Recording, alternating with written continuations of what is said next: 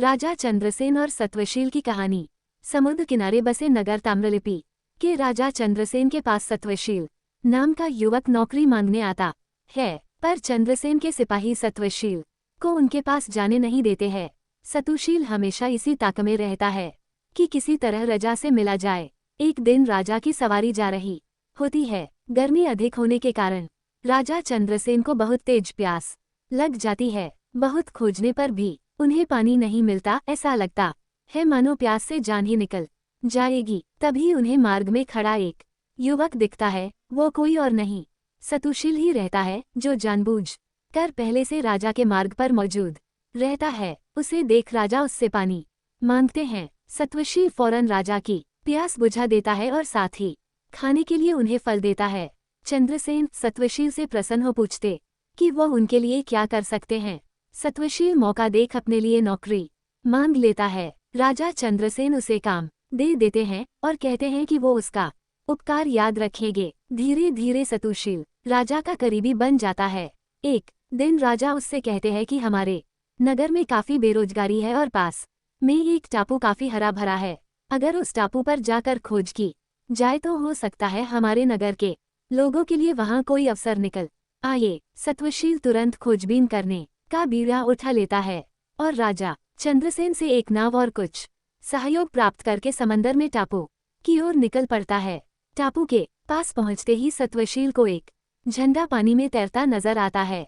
उसे देख सत्वशील तुरंत हिम्मत कर के पड़ताल करने के लिए पानी में कूद पड़ता है। सत्वशील अचानक खुद को टापू की जमीन पर पाता है, जहां एक सुंदर युवती संगीत सुन रही होती है। वो उस टापू की राजकुमारी होती है और उसके आसपास अन्य युवतियां भी होती है। सत्वशील उसे अपना परिचय देता है और राजकुमारी सत्वशील को भोजन करने का प्रस्ताव देती है और खाने से पहले एक पानी के छोटे तालाब में स्नान करने को कहती है। सत्वशील जैसे ही पानी में नहाने जाता है, वो खुद को ताम्रलिपि के महल में राजा चंद्रसेन के पास पाता है और इस चमत्कार को देख चंद्रसेन भी चकित रह जाते हैं।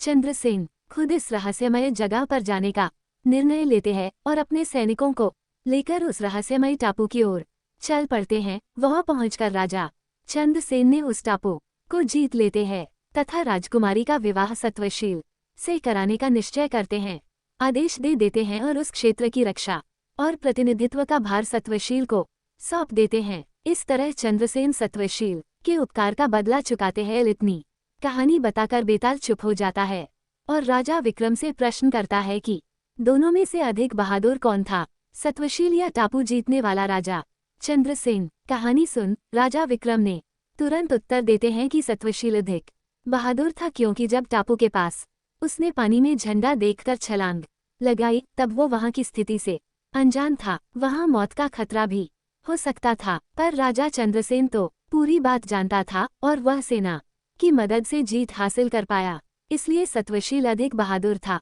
एक बार फिर राजा विक्रम के मुंह खोलते ही बेताल उड़ गया और पेड़ पर जाकर उल्टा लटक गया।